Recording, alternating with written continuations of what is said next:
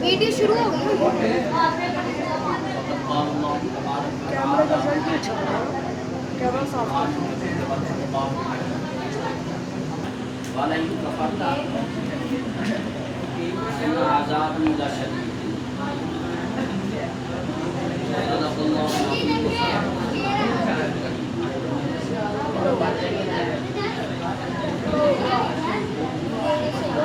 قاری صاحب سیدھا سا لائن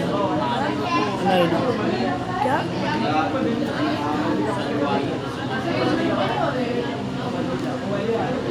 سب مل کر نبی علیہ السلام پر کوئی ایسی زبان نہ ہو کہ جس زبان پر محمد مصطفیٰ صلی اللہ علیہ وسلم کا نام لیا جائے اور اس پر ذکر نہ ہو. تو رب تعالیٰ نے فرمایا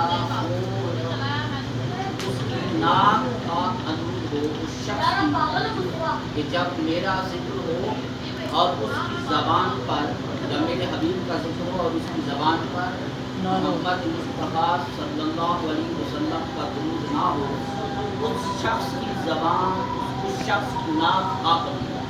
تو کیا آپ لوگ چاہتے ہو کہ جب ذکر مصطفیٰ ہو اور آپ کی زبان پر ذکر مصطفیٰ، درود مصطفیٰ ہونے کی بجائے آپ کی زبان پر باتیں ہوں، تو کیا چاہتے ہو کہ رب تمہیں خاک کرے؟ تمہاری ناک خاک کا کیا مطلب؟ مطلب یہ ہے کہ تمہیں دنیا میں ذلیل و رسوا کرنا ہے. کیا یہ تم چاہتے ہو؟ تم دنیا کے اندر رسوا ہونا چاہتے ہو؟ کون ہے ہاتھ کھڑا کرے جو چاہتا ہے میں دنیا میں رسوا ہونا چاہتا ہوں؟ کوئی نہیں. کون ہے وہ چاہتا ہے کہ دنیا میں میں عزت، مرتبہ اور مقام چاہتا ہوں؟ ہاتھ کھڑا کرو. سب کو جگہ میں آ کے ذرا اگلی سب جگہ. یعنی آپ میں سے کوئی ایسا شخص نہیں ہے جو یہ نہیں چاہتا کہ مجھے دنیا میں مقام مرتبہ ملے. ہر شخص کا ہاتھ کھڑا ہو جاتا ہے کہ مجھے مقام مرتبہ ملنا چاہیے دنیا میں اور آخرت میں. تو پھر وہ رول اور وہ قانون کیوں نہیں فالو کرتے جس رول اور قانون کو فالو کرنے سے دنیا اور آخرت میں کامیابی بھی ملتی ہے، مقام و مرتبہ بھی ملتا ہے؟ ہم اس قانون کو، اس رول کو کیوں اگنور کرتے ہیں جب وہ رول، وہ قانون ہمارے سامنے آتا ہے، جب وہ راستہ، وہ طریقہ، وہ میتھڈ ہمارے سامنے آتا ہے، ہم اس راستے اور طریقوں کو اگنور کرتے ہوئے وہ ذلت اور رسوائی کے طریقے کو اپنا لیتے ہیں. میں نے آپ کے سامنے یہی ابھی آیات کریمہ پڑھی، ان اللہ و ملائکتہ یصلون علی النبی یا ایھا الذین آمنوا صلوا علیہ وسلم تسلیما. تو میں نے دیکھا یہ آیات پڑھنے کے دوران سب کی زبان پر باتیں تھیں.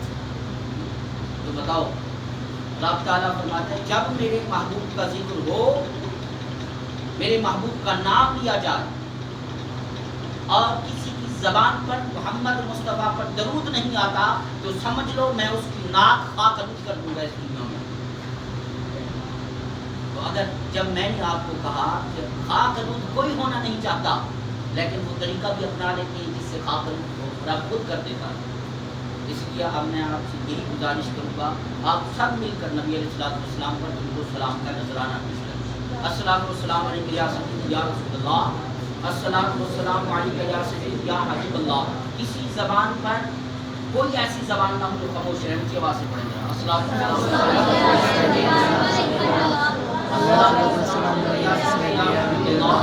الصلاۃ والسلام علی سیدی یا رب العالمین. میں جس بات کو ڈسکس کر رہا تھا وہ تھی 4 چیزیں. میں نے کہا اگر یہ 4 چیزیں اپنا لی جائیں تو دنیا میں انسان کامیاب ہو سکتا ہے.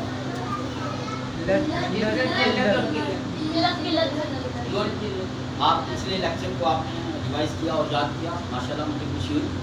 یہ چیزیں تھیں کہ جب یہ طلباء کی زندگی میں یہ 3 چیزیں آتی ہیں، اس سے گھبرانا نہیں ہے. اگر گھبرا کر پیچھے بھاگ گئے تو سمجھ لینا آپ اپنی مقصد سے بھاگ رہے ہیں. ان کا فیس کرنا ہے، اس کو برداشت کرنا ہے، صبر شکر کرنا ہے. میں درس نظامی فرسٹ کلاس میں تھا، اس کو کہتے ہیں صرف ناؤ. جیسے اب آپ کیڈٹ، آپ یوں سمجھ، میں آپ کو مثال دوں، آپ اپنے کیڈٹ کی پوزیشن میں ہیں، آپ آگے 8 کے کالج میں اسکول میں جہاں بھی جائیں گے تو اس کلاس سے اگر بھاگیں گے تو اس کا مطلب یہ ہے اپنے آرمی والے ٹارگیٹ سے بھاگ گئے. پھر کہاں بھاگ گئے؟ پھر آپ دنیا میں مزدوری کرتے ہوئے نظر آئیں گے, کام کرتے ہوئے نظر آئیں گے. اگر اس کو اچیو کرتے ہیں تو اس کا مطلب یہ ہے کہ آج یہ ترقیاں برداشت کر رہے ہیں, کل آپ آفیسر ہوں گے. ابھی اسٹوڈنٹ آفس میں تھا, میں ابھی سر سے سلام کیا تو ایک بچے کے حوالے سے سر بات کر رہے تھے ان کے والدین سے, وہ بیٹھا بھی ہوگا, مجھے نام نہیں آتا.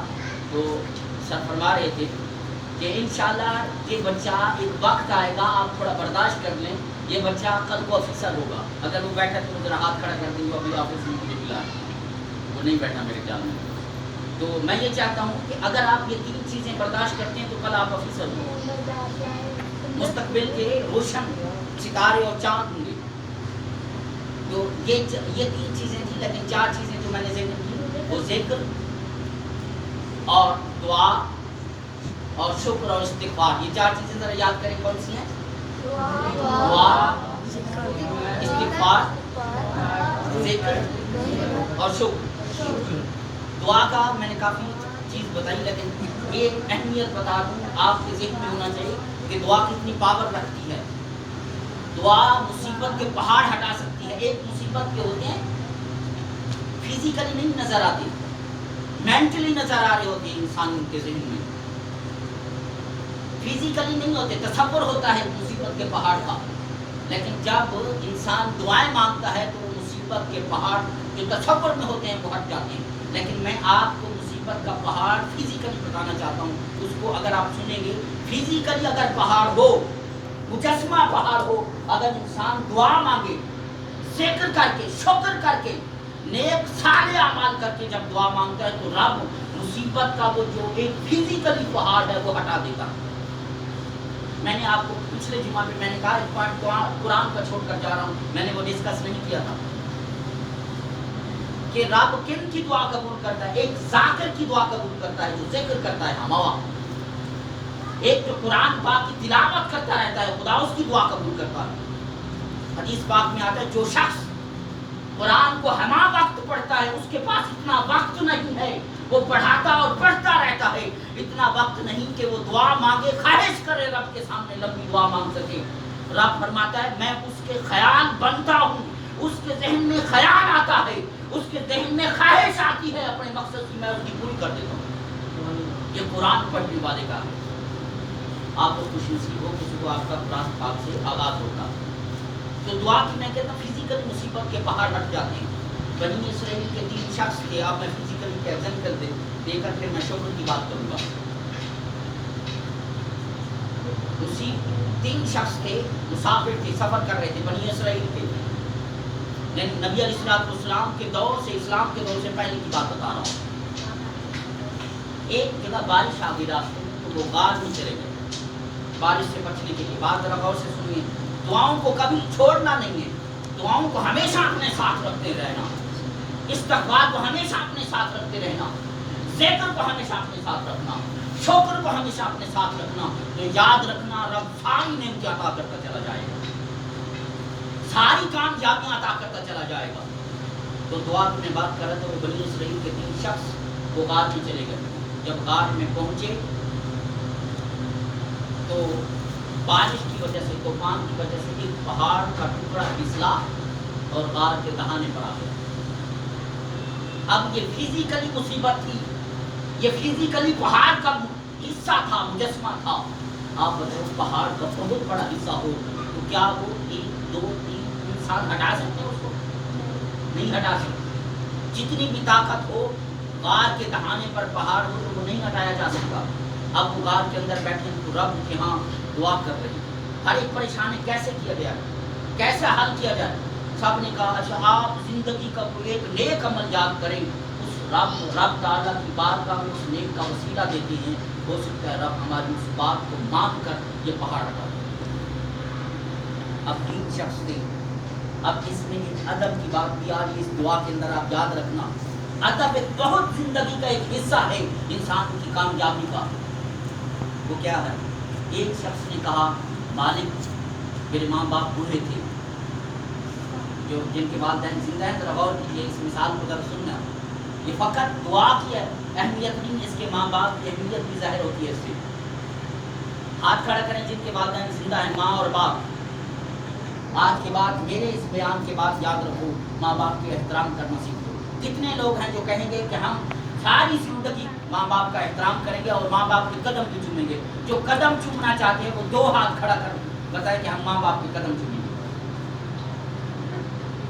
گڈ، یعنی اگر تم یہ کام کرتے ہو تو اس کا مطلب یہ ہے کہ زندگی میں کامیاب ہو تم۔ ہاتھ نیچے کریں۔ ایک شخص نے کہا یا اللہ میرے ماں باپ بوڑھے تھے اور میں بکریاں چرا کر واپس آتا تو وہ دودھ جو ہے پہلے ماں باپ کو دیتا، پھر بیوی بچوں کو دودھ پلاتا تھا۔ ایک بچے نے اشارہ کیا کہ اس نے بات سنی ہوئی ہے، لیکن آپ کو میں ادب کے طور پر دعا کا ریسرچ بھی بتا رہا ہوں کہ دعا کی کتنی پاور اور اہمیت ہے، ساتھ ماں باپ کی پاور بتا رہا ہوں۔ تو مالک میں نے اس رات میرے والدین سو گئے، میں دودھ کا گلاس لے کر کھڑا رہا ساری رات، جب تک وہ اٹھے نہیں تھے، جب تک ان ماں اپنے ماں باپ کو دودھ پلایا نہیں تھا، اس وقت تک بچوں کی طرف مڑ کر نہیں دیکھا۔ بیوی کو اگنور کیا، بچوں کو اگنور کیا، ان کو دودھ تک ان کو نہیں پلایا جب تک ماں باپ کو پلا کر فارغ نہیں ہوا۔ یا اللہ اگر تیری بارگاہ کے اندر یہ میرا عمل مقبول ہے تو پھر اس پہاڑ کو آگ کے دہانے سے ہٹا دے۔ یہ دعا کرنے کی دیر تھی، دعا کا اختتام کرنا تھا۔ پہاڑ اپنے دہانے سے، وہ جو پہاڑ کے منہ پر، غار کے منہ پر وہ پہاڑ پڑا تھا، وہ پتھر پڑا تھا، وہ تھوڑا سائڈ پہ ہو گیا۔ یہ کیا تھا؟ ماں باپ کی خدمت کا اجر تھا۔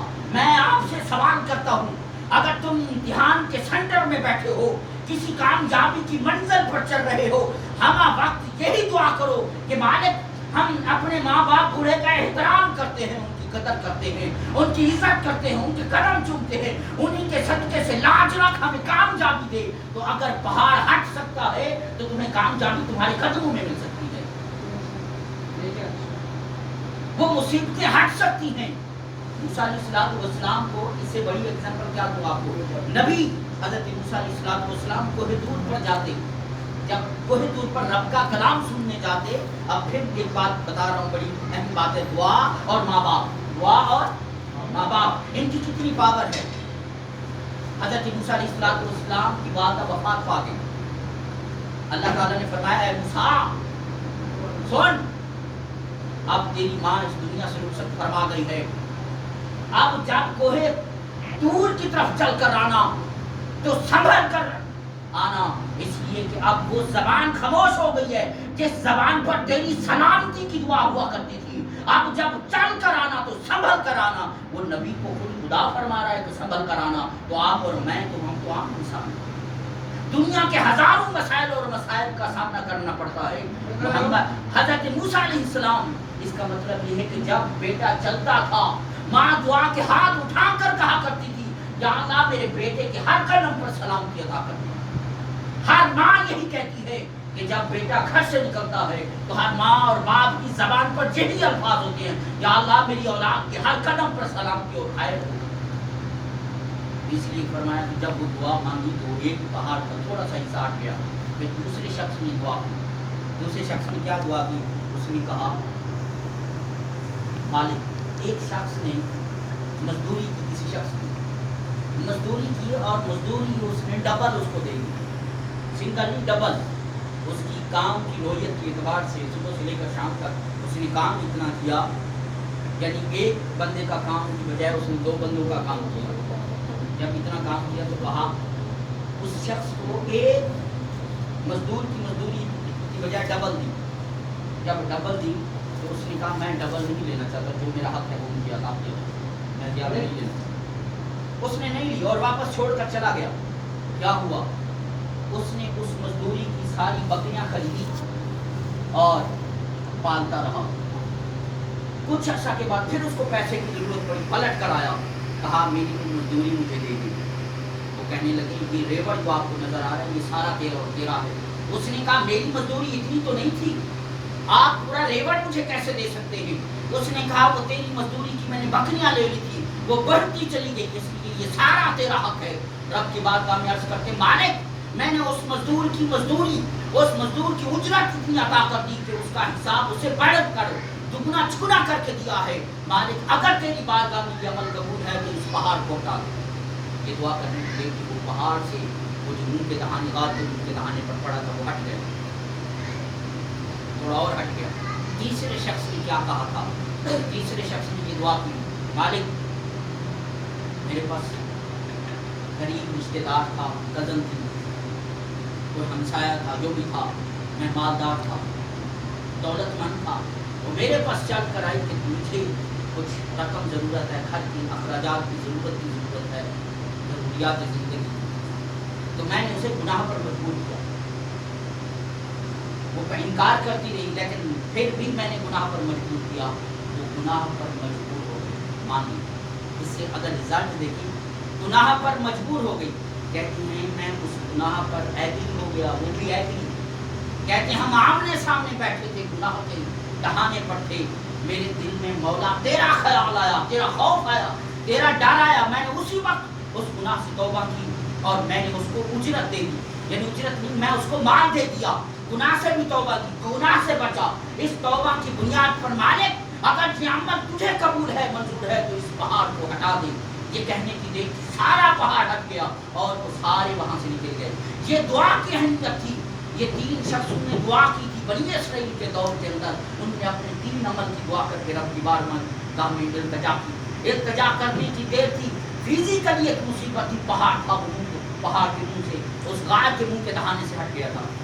یہ ایک دعا کی ہے، اس لیے آپ کو علم کے میدان میں دعا کا ساتھ نہیں چھوڑنا چاہیے۔ اگر مصیبت ہو تب بھی دعا مانگو، اگر خوشی ہے تب بھی دعا مانگو، اگر غمی ہے تب بھی دعا مانگو، ہر حال میں جس حال میں ہو، خوشی کے حال میں ہو تب بھی دعا مانگتے رہو، غم کے حال میں ہو تب بھی دعا مانگتے رہو، اپنی ضروریات کو سامنے رکھ کے رب کے سامنے پیش کرتے رہو۔ انشاءاللہ ایک وقت آئے گا وہ ساری تمہاری خوشیاں، تمہارے مقاصد رب تعالیٰ دعا کے سب پورا کرتا چلے جائے گا۔